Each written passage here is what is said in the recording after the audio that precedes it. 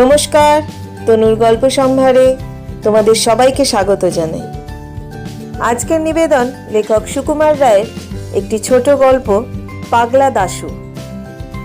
গল্পটি তোমাদের ভালো লাগলে শুনতে তাহলে একটা লাইক, শেয়ার অ্যান্ড সাবস্ক্রাইব করে দিও এবং পাশে থাকা বেল আইকনটি অবশ্যই প্রেস করে দিও যাতে গল্পের সমস্ত নোটিফিকেশন তোমাদের কাছে পৌঁছয়। যারা আমার ফেসবুক পেজ থেকে শুনবে তারা প্লিজ প্লিজ প্লিজ আমার পেজটাকে ফলো করো। তাহলে চলো শুরু করি আমার আজকের নিবেদন, সুকুমার রায়ের পাগলা দাশু। গল্প পাঠে আমি তনুশ্রী।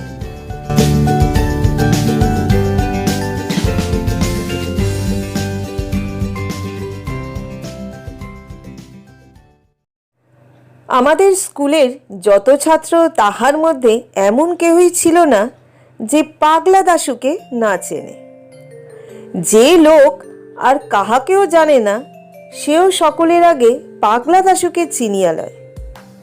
সেবার একজন নতুন দারোয়ান আসিল, একেবারে আনকরা পাড়া গেয়ে লোক। কিন্তু প্রথম যখন সে পাগলা দাশুর নাম শুনিল তখনই সে আন্দাজে ঠিক ধরিয়া লইল যে এই ব্যক্তি পাগলা দাশু। কারণ তার মুখের চেহারায়, কথাবার্তায়, চাল চলনে বোঝা যাইত যে তাহার মাথায় একটু ছিট আছে। তাহার চোখ দুটি গোল গোল, কান দুটা অনাবশ্যক রকমের বড়, মাথায় এক বস্তা ঝাঁকড়া চুল। চেহারাটা দেখিলেই মনে হয় ক্ষীণদেহ খর্বকায়, মুন্ড তাহে ভারী, যশোরের কই যেন নরমূর্তিধারী। সে যখন তাড়াতাড়ি চলে অথবা ব্যস্ত হইয়া কথা বলে তখন তাহার হাত পা ছোড়ার ভঙ্গি দেখিয়া হঠাৎ চিংড়ি মাছের কথা মনে পড়ে। সে যে বোকা ছিল তাহা নয়, অঙ্ক কষিবার সময় বিশেষত লম্বা লম্বা গুণ ভাগের বেলায় তার আশ্চর্য মাথা খুলিত। আবার এক এক সময় সে আমাদের বোকা বানাইয়া তামাশা দেখিবার জন্য এমন সকল ফন্দি বাহির করিত যে আমরা তাহার বুদ্ধি দেখিয়া অবাক হইয়া থাকিতাম। দাশু অর্থাৎ দাশরথী যখন প্রথম আমাদের স্কুলে ভর্তি হয় তখন জগবন্ধুকে আমাদের ক্লাসের ভালো ছেলে বলিয়া সকলে জানিত। সে পড়াশোনায় ভালো হইলেও তাহার মতো অমন একটি হিংসুটে ভিজে বেড়াল আমরা আর দেখি নাই। দাশু একদিন জগবন্ধুর কাছে কি একটা ইংরেজি পড়া জিজ্ঞাসা করিতে গিয়াছিল। জগবন্ধু পড়া বলিয়া দেয়া দূরে থাকুক, তাহাকে বেশ দুঃখতা শুনাইয়া বলিল, আমার বুঝি আর খেয়ে দে কাজ নেই? আজ একে ইংরেজি বোঝাবো, কাল ওর অঙ্ক কষে দেবো, পরশু আরেকজন আসবেন আরেক ফরমাইশ নিয়ে, ওই করি আর কি। দাশু সাংঘাতিক চটিয়া বলিল, তুমি ভারী ছ্যাঁচড়া ছোট লোক হে। জগবন্ধু পণ্ডিত মহাশয়ের কাছে নালিশ করিল, ওই নতুন ছেলেটা আমাকে গালাগালি দিচ্ছে। পণ্ডিত মহাশয় দাশুকে এমনই দু চার ধমক দেয়া দিলেন যে সে বেচারা একেবারে দমিয়া গেল। তারপর কয়েকদিন দাশু জগবন্ধুর সহিত কথাবার্তা কহে নাই। পণ্ডিত মহাশয় রোজ ক্লাসে আসেন আর যখন দরকার হয় জগবন্ধুর কাছে বই চাইয়া লন। একদিন তিনি পড়াইবার সময় উপক্রমণিকা চাহিলেন। জগবন্ধু তাড়াতাড়ি তাহার সবুজ কাপড়ের মলাট দেয়া উপক্রমণিকাখানা বাহির করিয়া দিল। পণ্ডিত মহাশয় বইখানি খুলাইয়া হঠাৎ গম্ভীর হইয়া জিজ্ঞাসা করিলেন, বইখানা কার? জগবন্ধু বুক ফুলাইয়া বলিল, আমার। পণ্ডিত মহাশয় বলিলেন, নতুন সংস্করণ বুঝি? বই একেবারে বদলে গেছে। এই বলিয়া তিনি পড়িতে লাগিলেন, যশবন্ত দারোগা, লোমহর্ষক ডিটেকটিভ নাটক। জগবন্ধু ব্যাপারখানা বুঝিতে না পারিয়া বোকার মতো তাকাইয়া রহিল। পণ্ডিত মহাশয় বিকট রকম চোখ পাকাইয়া বলিলেন, স্কুলে আমাদের আদুরে গোপাল, আর বাড়িতে বুঝি নৃসিংহ অবতার। জগবন্ধু আমতা আমতা করিয়া কি যেন বলিতে যাইতেছিল, কিন্তু পণ্ডিত মহাশয় এক ধমক দিয়া বলিলেন, থাক থাক, আর ভালো মানুষই দেখিয়ে কাজ নাই, ঢের হয়েছে। লজ্জায় অপমানে জগবন্ধুর দুই কান লাল হইয়া উঠিল। আমরা সকলেই তাহাতে বেশ খুশি হইলাম। পরে জানা গেল যে এটি দাশু ভায়ার কীর্তি। সে মজা দেখিবার জন্য উপক্রমণিকার জায়গায় ঠিক ওই রকম মলাট দিয়া একখানা বই রাখিয়া দিয়াছিল। দাশুকে লইয়া আমরা সর্বদাই ঠাট্টা তামাশা করিতাম এবং তাহার সামনেই তাহার বুদ্ধি ও চেহারা সম্বন্ধে অনেক অপ্রীতিকর আলোচনা করিতাম। তাহাতে বিরক্ত হওয়া দূরে থাকুক, বরং তাহার ভাবগতিক দেখিয়া মনে হইত যেন সে বেশ আমোদ পাইতেছে। এক এক সময় সে নিজেই উৎসাহ করিয়া আমাদের মন্তব্যের উপর রং চড়াইয়া নিজের সম্বন্ধে নানা রকম অদ্ভুত গল্প বলিত। একদিন সে বলিল, ভাই, আমাদের পাড়ায় যখনই কেউ আমসত্ত্ব বানায় তখনই আমার ডাক পড়ে, কেন জানিস? আমরা বলিলাম, খুব আমসত্ত্ব খাস বুঝি?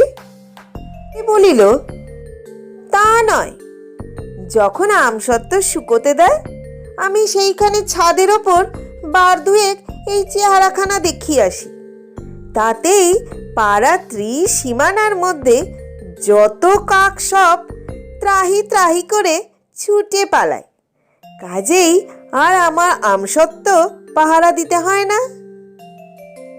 প্রত্যেকবার ছুটির পরে স্কুলে ফিরিবার সময় দাশু একটা না একটা কাণ্ড বাঁধাইয়া আসে। একবার সে হঠাৎ প্যান্টালুন পরিয়া স্কুলে হাজির হইল। ঢলঢলে পায়জামার মতো প্যান্টালুন আর তাকিয়ার খোলের মতো কোট পরিয়া তাহাকে যে কিরূপ অদ্ভুত দেখাইতেছিল তাহা সে নিজেই বুঝিতেছিল, এবং সেটা তাহার কাছে ভারী একটা আমোদের ব্যাপার বলিয়া বোধ হইতেছিল। আমরা জিজ্ঞাসা করিলাম, প্যান্টালুন পরেছিস কেন? দাশু একগাল হাসিয়া বলিল, ভালো করে ইংরেজি শিখব বলে। আরেকবার সে খামোকা ন্যাড়া মাথায় এক পট্টি বাঁধিয়া ক্লাসে আসিতে আরম্ভ করিল, এবং আমরা সকলে তাহা লইয়া ঠাট্টা তামাশা করায় যার পর নাই খুশি হইয়া উঠিল। দাশু আদপেই গান গাইতে পারে না, তাহার যে তাল জ্ঞান বা সুর জ্ঞান একেবারেই নেই এই কথা সে বেশ জানে। তবু সেবার ইন্সপেক্টর সাহেব যখন স্কুল দেখিতে আসেন তখন আমাদের খুশি করিবার জন্য সে চিৎকার করিয়া গান শুনাইয়াছিল। আমরা কেহ ওরূপ করিলে সেদিন রীতিমতো শাস্তি পাইতাম, কিন্তু দাশু পাগলা বলিয়া কেউ তাহাকে কিছু বলিল না। ছুটির পরে দাশু নতুন কি পাগলামি করে তাহা দেখিবার জন্য আমরা ব্যস্ত হইয়া স্কুলে আসিতাম, কিন্তু যেবার সে অদ্ভুত এক বাক্স বগলে লইয়া ক্লাসে হাজির হইল তখন আমরা বাস্তবিকই আশ্চর্য হইয়াছিলাম। আমাদের মাস্টার মহাশয় জিজ্ঞাসা করিলেন, কি হে দাশু, ও বাক্সের মধ্যে কি এনেছ? দাশু বলিল, আগে আমার জিনিসপত্র। জিনিসপত্রটা কিরূপ হইতে পারে এই লইয়া আমাদের মধ্যে বেশ একটু তর্ক হইয়া গেল। দাশুর সঙ্গে বই, খাতা, পেন্সিল, ছুরি সবই তো আছে, তবে আবার জিনিসপত্র কি রে বাপু?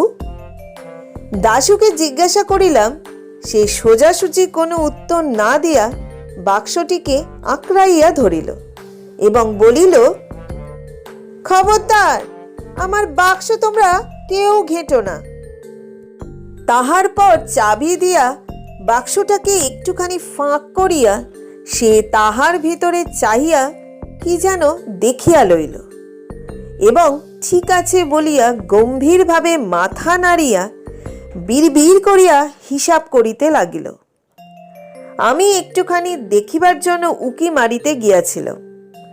অমনি পাগলা মহাব্যস্ত হইয়া তাড়াতাড়ি চাবি ঘুরাইয়া বাক্স বন্ধ করিয়া ফেলিল।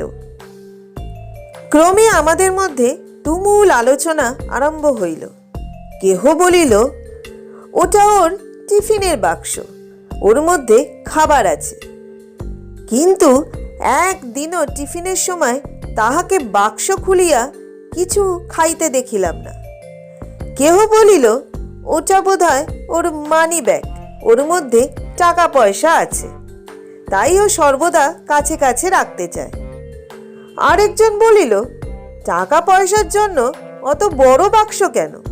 ও কি স্কুলে মহাজনী কারবার খুলবে নাকি? একদিন টিফিনের সময় দাশু হঠাৎ ব্যস্ত হইয়া বাক্সের চাবিটা আমার কাছে রাখিয়া গেল আর বলিল, এটা এখন তোমার কাছে রাখো, দেখো হারায় না যেন, আর আমার আসতে যদি একটু দেরি হয় তবে তোমরা ক্লাসে যাবার আগে ওটা দারোয়ানের কাছে দিয়ে দিও। এই কথা বলিয়া সে বাক্সটা দারোয়ানের জিম্মায় রাখিয়া বাহির হইয়া গেল।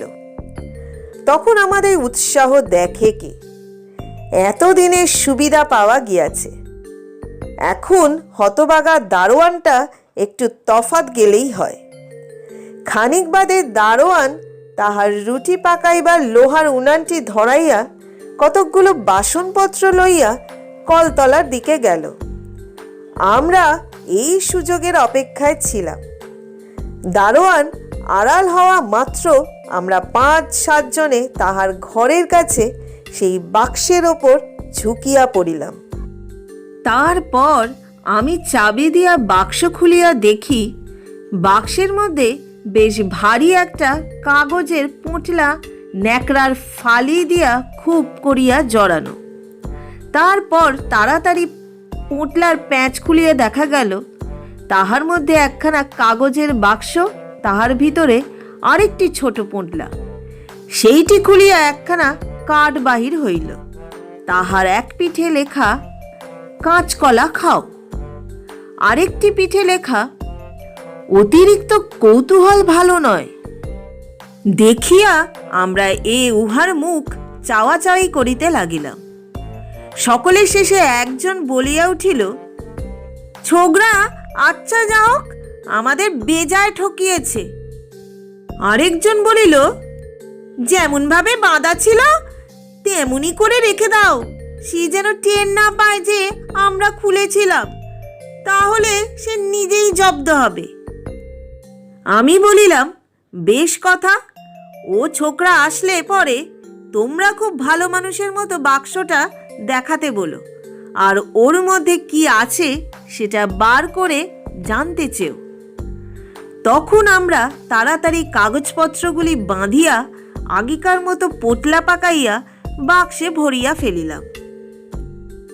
বাক্সে চাবি দিতে যাইতেছি, এমন সময় হো হো করিয়া একটা হাসির শব্দ শোনা গেল।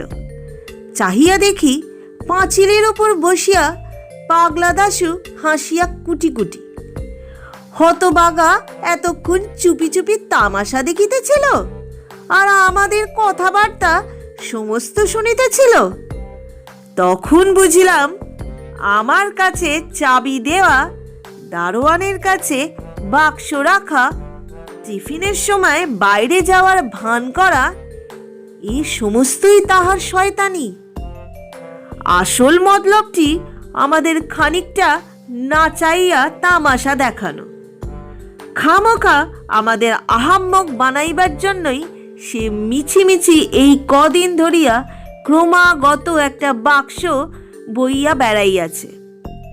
সাধে কি বলি, পাগলা দাশু,